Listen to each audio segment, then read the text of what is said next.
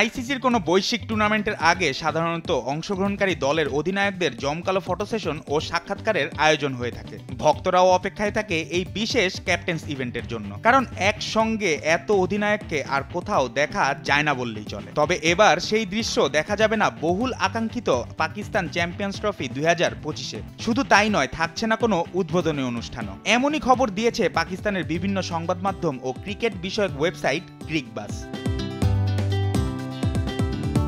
যদিও এই আয়োজন বাস্তবায়নে পাকিস্তান ক্রিকেট বোর্ড পিসিবির পক্ষ থেকে চেষ্টার কোনো কমতি ছিল না, কিন্তু যাদের নিয়ে অনুষ্ঠান করবে সেই অধিনায়কদেরই সময় মতো পাচ্ছেন না তারা। টাইমস অফ ইন্ডিয়া নিশ্চিত করেছে ভারত অধিনায়ক রোহিত শর্মা চ্যাম্পিয়ন্স ট্রফির আগে পাকিস্তানে না যাওয়ার সিদ্ধান্ত নিয়েছেন। শুধু ভারত নয়, ইংল্যান্ড এবং অস্ট্রেলিয়াও নির্ধারিত সময়ে পাকিস্তানে পৌঁছাতে পারছে না, এমনকি প্রস্তুতি ম্যাচও খেলবে না দল দুটি।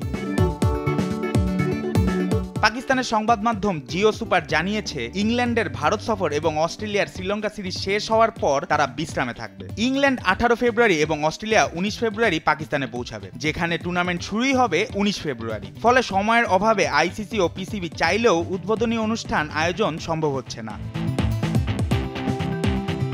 1996 সালের বিশ্বকাপের পর এটিই হতে যাচ্ছে পাকিস্তানের আয়োজন করা প্রথম কোনো আন্তর্জাতিক বড় টুর্নামেন্ট। তবে উদ্বোধনী আয়োজন বাতিল হওয়া পিসিবির জন্য একটি বড় ধাক্কা, কিন্তু একেবারে নিরুৎসাহিত নয় পিসিবি। জিও সুপার জানিয়েছে 19 ফেব্রুয়ারি পাকিস্তান নিউজিল্যান্ড ম্যাচের আগে বিশেষ কিছু আয়োজনের পরিকল্পনা করছে তারা।